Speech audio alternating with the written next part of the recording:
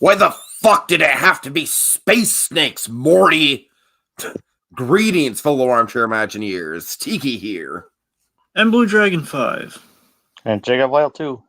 And welcome to the latest Rick and Morty recap, Season 4, Episode 5. It's Rattlestar Rickatica. You could call it a Rick cap. Right.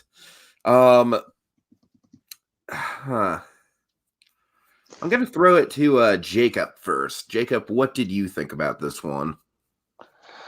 I thought it was pretty solid. I think it's better than kind of like the last two episodes we got. Not my favorite, but I think it's like in the top, definitely. I think personally, probably in the top 3 of the season so far. Probably not saying much because there's only been 5 episodes so far, but I still think it's a relatively solid episode. Probably not as good as like Rick Die, Rick Pete, or Old Man in the Seat, but I think it's a solid episode nonetheless. Dragon. I really didn't care for this one. Oh no.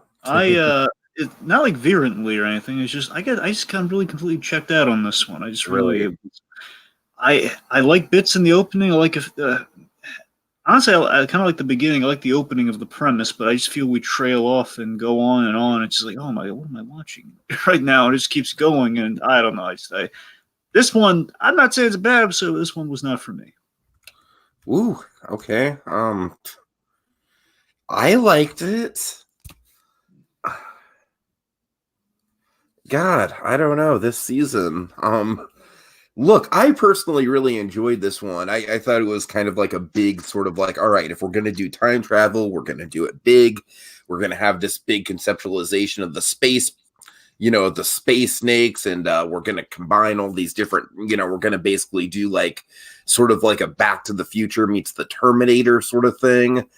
Honestly, I find it kind of odd that they said they'd never do time travel plots. Well, that's what I'm saying. I feel like this episode was very self-aware about the fact that it was like, breaking that rule. And I don't know. For what we got out of it, for what we got out of the time travel, I honestly, I'm on board. And keep in mind, I'm reacting to this like right out of the gate. Like I literally just finished watching the episode. I wish I had time to watch it a second time, but there's some pretty cool high concept stuff in here that I kind of latched onto, I gotta say. Like the just the conceptualization of the snake planet unto itself, I thought was really cool. The scene where all the snakes are trying to murder Snake Hitler, and it's just like a giant massacre of different snakes trying to time travel to murder Snake Hitler. That I thought was that might have been honestly maybe one of my favorite scenes of the season so far. That scene stuck with me. That was an original way to do time travel. Like, yeah, of course, everyone's going to want to go back and kill Hitler. And then there's also going to be people on the other side who are going to be wanting to stop the people from killing Hitler. And it's all just a big massacre. And that was a really interesting time travel idea, honestly. I like that a lot. That was some brain juice for me right there. And honestly, I thought that this was a pretty good return to form for Rick as well, just because I like that Rick is a little bit more salty in this one. I feel like one of the things that we haven't really been keeping tabs with, but I feel like other people have been addressing through this season, and arguably in season 3 as well, is that Rick has kind of lost his edge since season 1. And it is kind of part of his arc and the storytelling of the show. I get that. But I don't know. It was just nice to see Rick just being a dick for a change.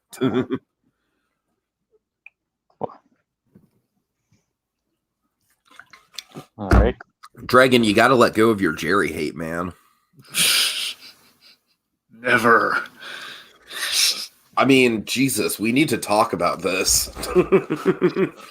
We need to have a therapy session, all right? Because I get that you guys don't have a lot to say about this one. So, Dragon, just through the lens of this episode, I want you to air out exactly what your problems are with the Jerry Smith character, all right?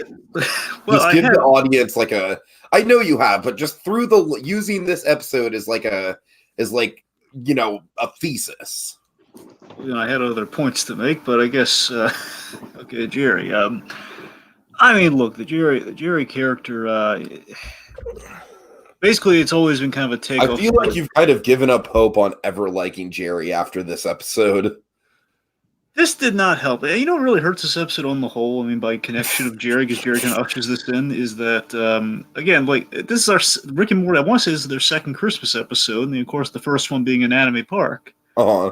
And I tell you, weak sauce compared to Anatomy Park when you really pair these two episodes together. I'm not even a huge fan of Anatomy Park, but it's okay. It's like I'm not, basically, I'm not a human body guy. That's why I'm not crazy about Anatomy Park. Fine episode, just, again, like, grosses me out a little too much. Point being, Jerry, of course, the age-old gag. Jerry's, it's kind of father's no lease, but through the Rick and Morty, purview. That's kind of what we're going on.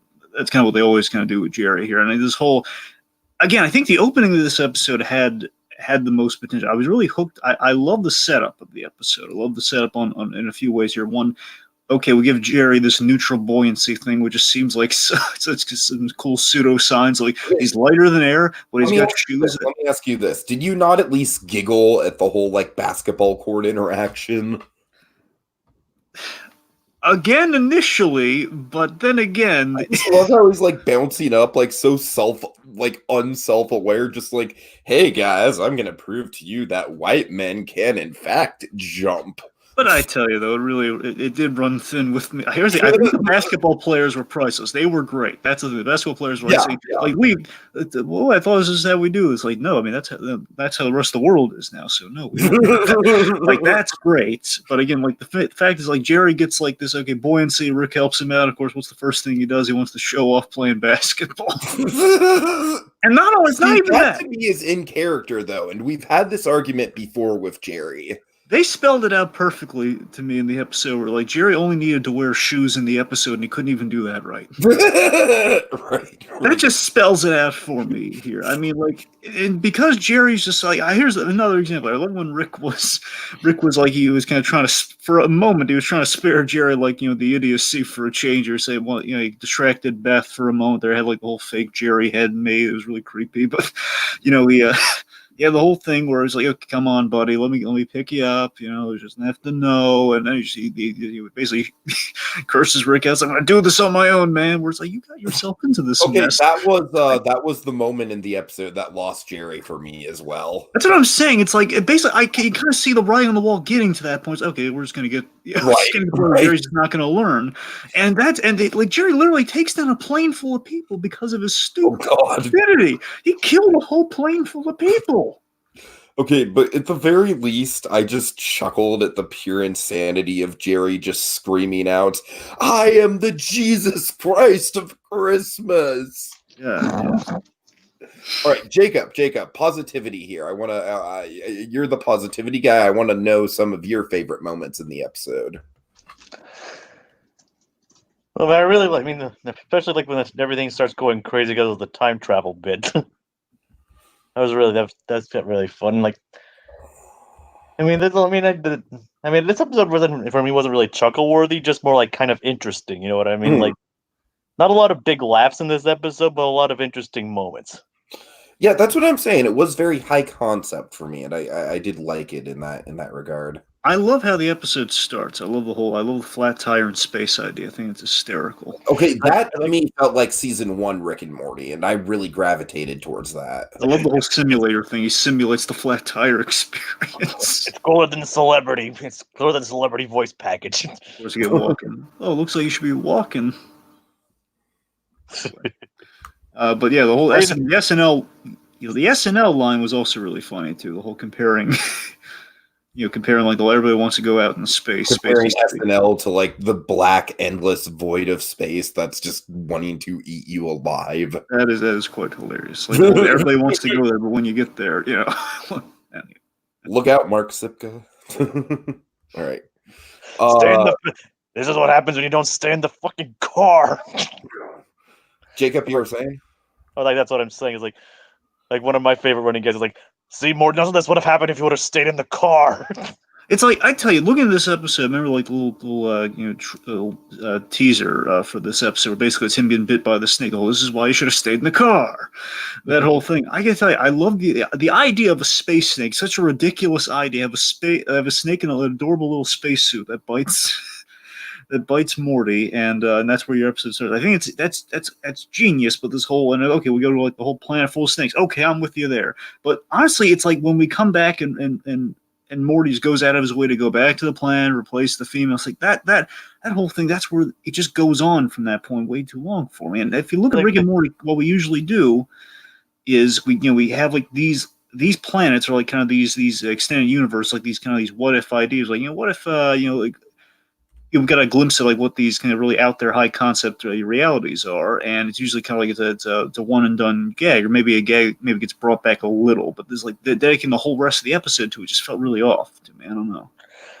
Yeah, it's like the whole the whole snakes talking to each other and interacting went on for like 5 minutes. And that's a hard sell. Now again, maybe I think some people, as apparently Tiki, or again you can gravitate towards. I can be on the side that to me it was kind of like, what I liked about it is that it felt very Rick-Lantis-esque. It was really good world building. Yes and no. Yes, and that again, the dedication, yes, and of course the world. Like, Snake Hitler is priceless. I won't lie. Snake Hitler is Dragon, will you say that's at least like in like the top tier of gags we've had this season? Space Hitler, not the top, but it's in the 5. It's in the top 5. Yeah. Okay. Dragon, I want your opinion of this. Claude Coringa says Jerry Smith is like a combination of Meg and Peter from Family Guy. Well, if you look at current Family Guy, then without question, sir, yes. But seriously, Dragon, do you think that's an accurate kind of like blending of like the incompetent idiot father with just kind of like the the black sheep hateable character that's sort of the butt of every joke in the family? Yes. All right. Okay. So I don't know. I feel like that montage. I feel like that 5-minute like montage in the middle of the episode. That's where we're splitting here, gentlemen. And I can totally respect that. I can totally respect that, because to me it did veer a line. It did veer a line, especially because obviously the difference between Rick Lantis and this is obviously with Rick Lantis, it ties into the greater whole of the mythology of the show, and I understand that. But honestly, to me, there's something about just like the designs of the designs of all the snakes and seeing just how the world functions and all the different roles that the different, species of snakes have. It's honestly, I thought it was one of the most thought-provoking sequences we've had in a while, and I got really into it. But I don't know. That's kind of just like a subjectivity sort of thing, I guess. I mean, it's not really. It's not what happened. It's just like it like went on and like it could have easily been done in just like a couple minutes, but they dragged it on far too long. Like it just seemed like a lot of it was just filler for the sake of filler. Well, again, Jacob, I chalk it up to. I'm sorry, Dragon. I feel like we should have like the Steven Universe subjectivity sound clip at hand. I chalk it up to subjectivity because, like I said, it was the kind of world building where, was it filler? Yeah, it was filler in the sense that, like, I doubt we're going to see the space snakes again in a grander sense in the series. Although, I don't know if this episode's memorable. I'm sure that we might get a callback or two here and there to space snakes. But I do feel like in the grand scheme, good world building is good world building. So I like me some good world building, and I was really invested in that 5 minutes. I didn't think I didn't think it dragged for me personally. Perhaps it would have been better if they had we could actually tell what they were saying, maybe. Subtitles would have been nice. See, that's kind of what I'm getting at here. Where again, I respect the call that they made. I respect the call they made of like, okay, we're going to go really. Call. It's a bold call. Just the bold. Mm-hmm. It's all the hissing, and we're basically playing off the visuals. Like they went there, and again, I respect it, but by the same token, they lost me, and I'm sure they risked losing people. Like again, some people didn't quite. Again, it's maybe a little too high concept, but again, it's basically idea grabs you, or it doesn't. respectable call, just one that I think kind of can, they bet, and again, I think they lost a little bit of their winnings on that one. I mean, I'm not one of those people that thinks like this show is like you need to be a genius to watch it. Obviously, Oh I mean, no, and I'm not. Obviously, I hope you guys aren't thinking that I'm not. Yeah, like I mean, obviously, I'm not I one of don't. those people either. But I mean, I think people like that are kind of weird anyway. But I'm just saying, like, it's just that some of these things, like maybe like, I'm not saying. I mean, I could understand what was going on, but it's like I think they could have just like worked in a lot more humor and even more world building if they would just added more stuff. They would. I Just, mean, like, also you have kind of the enable factor. Snakes are just kind of jerks when you really come down to it. It's like I don't really, it's just. That's a good. There's a reason Indiana Jones hated him. So. That's what I'm saying. Seriously, it's like every time Morty, like he's going out of his way to help snakes, and again, as we see, snakes are kind of jerks. So he keeps biting the crap out of his face. So I feel like the big headline of the episode is how stupid Jerry was. Mm-hmm. But can we talk about how stupid Morty was? A little father-son action going on there. Yeah. Yeah, it's like more like the entire episode starts because like Morty didn't stay in the car. Yep. It's like, and then it actually brings it back. It's like, is there anything we're missing? Oh, thank you for reminding me, Morty. See, this is what happens when you don't stay in the car. Now this is kind of the connective tissue within this season so far. At least 5 episodes, almost in a row. I want to say in a row so far. We've been keeping the fire going on this one. Where, again, thematically, this season is all circled around the crux of Rick is, again, the low-status member of the family, therefore he doesn't have say, therefore other characters, I think they have a little bit more seniority than Rick. They're making the calls, which, of course, leads to these situations. In this case, again, Morty won't just listen to Rick. He won't just kind of be the lackey. He won't just kind of follow the orders here. He kind of gets out of the car defiantly, just kind of like, because again, he thinks like, who cares what Grandpa's going to hang out? He's going to hang around, just kind of ignore him. I want to be in space. Who is he to say I can't be in space? And in doing so, leads to some bad stuff. Leads to like a little messing with the fabric of space and time and snakes and all that sort of stuff. Yeah.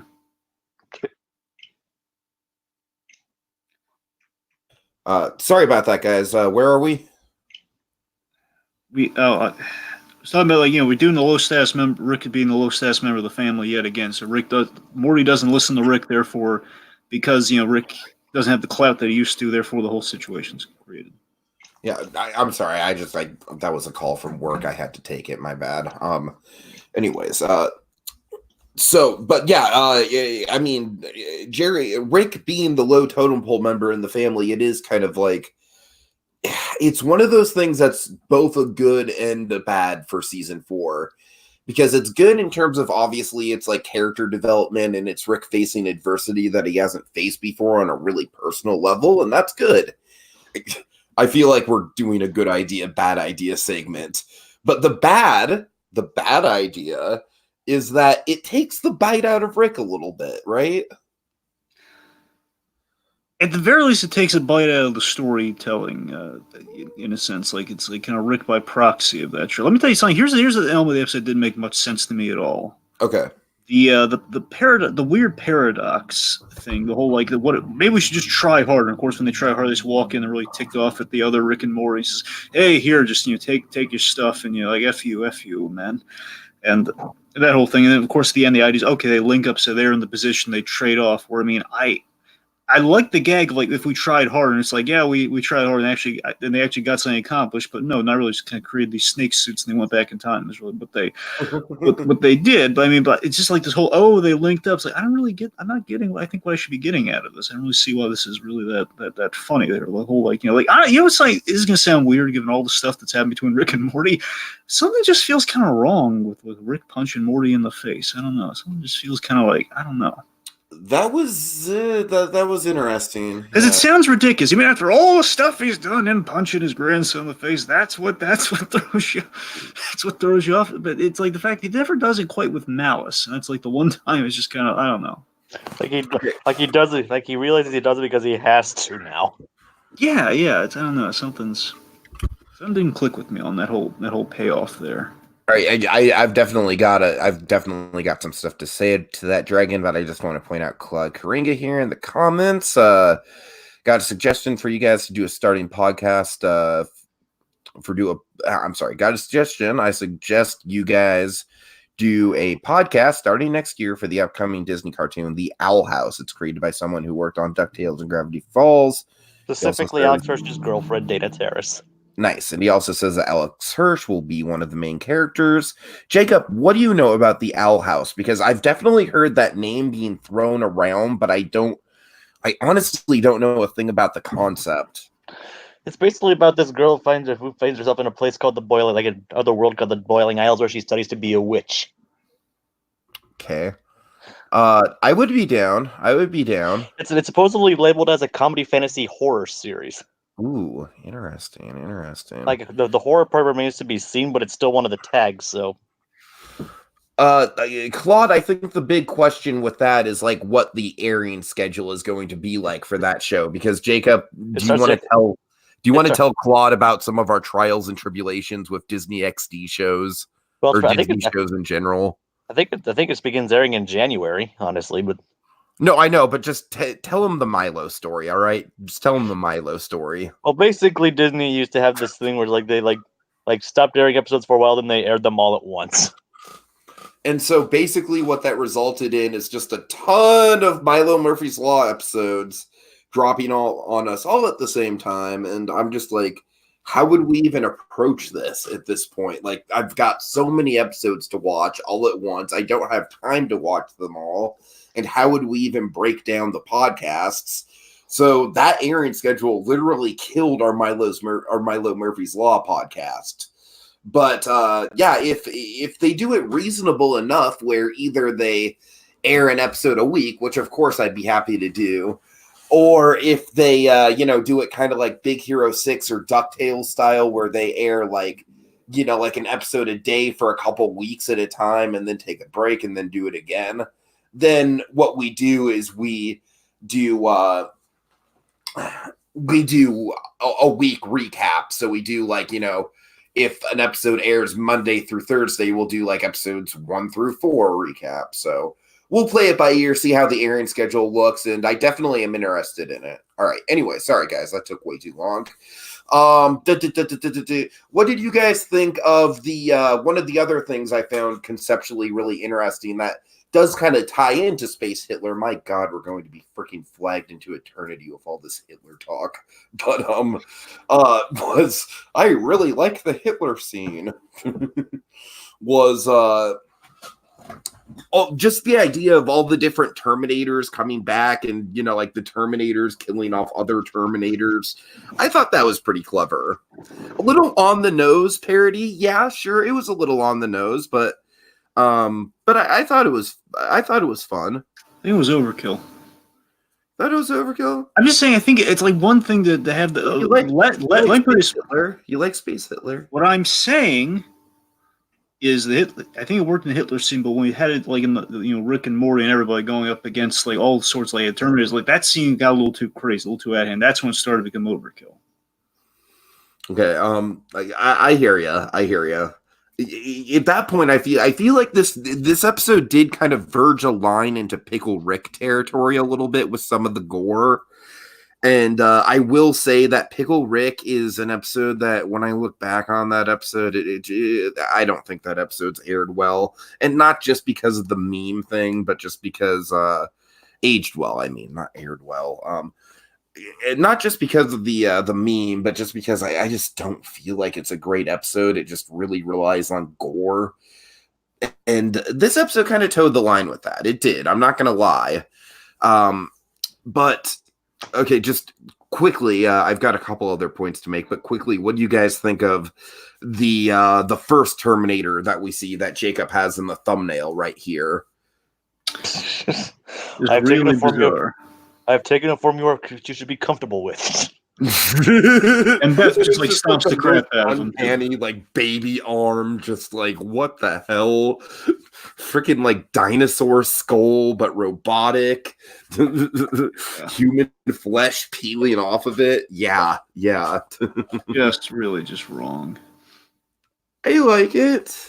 No, I mean, that's the idea. It's supposed to be just so wrong. Yeah, right. I mean, I think conceptually, I thought that was one of the bigger laughs. Yep. Claude says that the Owl House is airing weekly. They won't be airing it in a bomb format. So yeah, Claude, definitely we'll definitely give it a shot for sure. I'd be down for that. Anyways, let's see, guys. What other points did I want to make here? I think I had a couple points. Anything else on your guys' end? A little worried. Again, overall, I gotta tell you, looking back on it, I am a little worried about season 4. Season 4 is not going great. I mean, I honestly, I'm definitely in the minority here, I know, but this was my favorite episode of season 4 so far. I'm sorry. Subjectivity, Steven. No one's telling you to be sorry. It's not an inquisition. All right. It's fine. You like the episode. Fine. I think it's number 3 for me. That's fair. That's fair. I think Old Man in the Seat's the best one. Then Rick Die Repeat. Yeah, no, Old Man in the Seat is definitely a contender for sure. Yeah, I think Old Man in the Sea and this are solidly my top 2. But again, subjectivity and everything. I've kind of had I've kind of seen a weird pattern emerging in a sense. Maybe not like a solid pattern, but to me, it seems like we keep losing something in the DNA each episode. In that I feel, and again, let's kind of reverse it so you feel a little better about yourself, Tiki. I really like the first episode. I think the first one was a solid premiere. Again, I'm not saying compare the other. If we compare it to the other, premieres of the other seasons, then obviously it gets outclassed. But I'm saying as a season, as an episode itself, I thought the first one, the whole Death Crystal thing, that was a solid one. And Old Man in the Seat, a great one. But again, I'm not crazy about that Jerry B story. But again, good episode. Excellent Rick story in that episode. So point being, I think we start off strong in the beginning, but then we kind of lose something as we go forward. Definitely, we get like 3, and we have like the heist thing's a little dodgy. Where again, we're kind of losing. I think 3 was definitely the worst episode so far, which is a shame because it's like the episode that got the most Mr. Poopy Butthole screen time we've seen in a while. Which again, the episode has great elements, but again, our plotting is a little right pointed at the heist format, and then we completely lose ourselves by the end because we get too convoluted. Where we're making a joke about being convoluted, but we have gotten convoluted. Therefore, we've kind of become our own joke. And we get to the 4th one, where again the dragon stuff, Act 1, great. But then basically once we go into the magic world, it just we've run out of gas. Slutty slut. That's what I'm saying. Then we get to this episode where again, we have differing views here, but for me, again, I think we've stopped the car God. We're having car trouble in this episode, and so far it's been kind of a downhill slope for me this season. So far as looking at it, didn't really occur to me until this episode. Like, oh God, what if the gas is running out of the tank? Oh no. Well, we're midway through the season. Yeah, that's not a good sign. I recall that season 3. It really picked up steam, especially I think episodes 6 through 9 were like the high point of season 3, if I recall. People say onward, it got really strong. Yeah. People say it really got better after the Whirly Durly conspiracy. That's what I'm saying. Yeah, that's a fair point. Except for the ABC's a bet, though. Yeah, exactly. It was a little speed bump there, penultimate speed bump. I honestly think just the Toxic Rick episode and Morty's Mind Blowers are like a really solid top 2 in that season. It was and I'm just satisfied that we got those 2. Yeah. All right. So yeah, like I hate to keep going back to the subjectivity thing, but I'm sorry. Did we ever discuss how much of an idiot Morty was? Well, we mentioned it, I think we mentioned it and someone got a little distracted, but is there anything else you wanted us to make the go on, Jacob? Yeah, we kind of did talk about it, like how basically the entire snake plot was his fault to begin with. Yeah. That's what I'm saying, and to me it's like I don't mind that people are annoyed by Jerry because Jerry was annoying this episode, but I was honestly more annoyed by Morty. Just because, honestly, I feel like it's more of a regression on his character because I feel like this is something that season 2 Morty would do, not season 4 Morty. And Morty, I feel like, is the character who has had the most solid arc over the years. And to circle back, a regression out of the whole kind of the imperative of this season with the whole low status thing. It stems from it's coming from that. So unfortunately, as we're linking to that idea, we're picking up with that idea, but by the same time, we're kind of regressing Morty, which is kind of troublesome. Right. Anything else, guys? Any other talking points we need to get to? Nope, I got nothing. Jacob? Anyone know when the season picks up back up? I can't even wager a guess, man. This show's always like dodgy with the dates in terms of the returns and the hiatuses and so on and so forth. Well, do you guys want to talk about the bar scene at all, or you want to just kind of like wrap this, kind of blow this puppy and go home? Oh, I did like the bar scene. Yeah, the bar scene was good. It was fun. Don't have a lot to say about it. Like, Right. don't forget your girlfriend. Yes. Right. So final thoughts. Didn't care for it, Jacob. Number 3 of the season. Okay. Right, and I personally thought the time travel stuff was handled really well. There was some really cool conceptual ideas going on there, and I personally thought that the 5-minute montage was a really cool piece of world building with some very standout animation. I know that it's not the most consistent episode, but to me, it definitely kind of. And I'm not trying to sound like a pretentious fan. But to me, it definitely kind of got my gears turning in terms of the cool sci-fi stuff that was going on. So I think I'm more of a fan of this episode than most people are. All right, guys. Well, thank y'all for watching. We'll definitely be checking out the Owl House when it comes back or when it premieres for sure. Jacob, do we have any idea when like I know Big Hero 6 is. I've been seeing ads for like a Christmas episode of Big Hero 6. Dragon, do you know anything about that? No, I have no idea. Jacob, do you know anything about that? Me neither. I mean, I even follow them on follow Disney XD and stuff on Facebook, and I haven't even seen anything about that. I'm just saying, be on the lookout for Big Hero 6. And Jacob, do we know anything about DuckTales when that's coming back? I haven't heard anything. All right. Just checking. Wait a minute. The Christmas episode is already premiered. Oh, dear. Okay, Oh. we better get on that then. Yeah. Yep. All right. Let's see. Claude Coringa. I don't know if you guys have heard of these at all, but Claude Coringa says, "Have you guys heard of the recent adult YouTube cartoon pilots Has Been Hotel and Hell of a Boss?" No, I have not heard of it. No. Jacob? I've heard of it, haven't watched it. All right. Has Been Hotel, I've heard of. I've heard that name floating around. So, anyways. All right, guys. Well, yeah, I don't know. I just, I am very, I am very concerned about the show. Honestly, I'm concerned about the show in general, and I don't just think it's a season 3, it's a season 4 problem. I honestly don't think the show has been the same since season 2, because season 3 definitely had some highlights, but it ended on a really sour note for me. I mean, I don't know. The stuff with the president and the season finale was fun conceptually, but it didn't feel like a worthy season finale at all. So I don't know.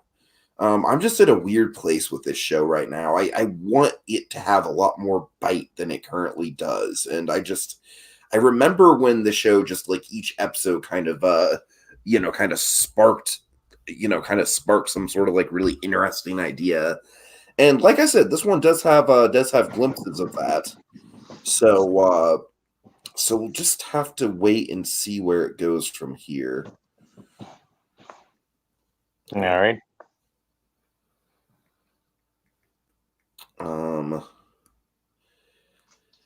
Okay, so I'm sorry, I can't really think of a good outro. I'm bad at Dub. Oh God, really? We're gonna go with that? Well, do you have anything better? I'm Snake Rick. I'm Snake Rick, everybody. I'm Snake Rick. Snake Jazz.